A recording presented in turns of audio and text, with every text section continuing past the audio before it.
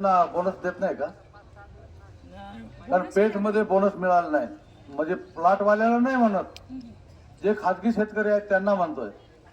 कळवण मध्ये कोणालाच मिळालं नाही, हर्सुल मध्ये म्हणजे त्र्यंबकेश्वर मध्ये मिळालं नाही. काल म्हणजे पेठला आणि त्र्यंबकेला जाऊन आलो, ते लोकांनी 2-3 लोकांनी वर हात केला, बाकीच्या लोकांना मिळालं नाही.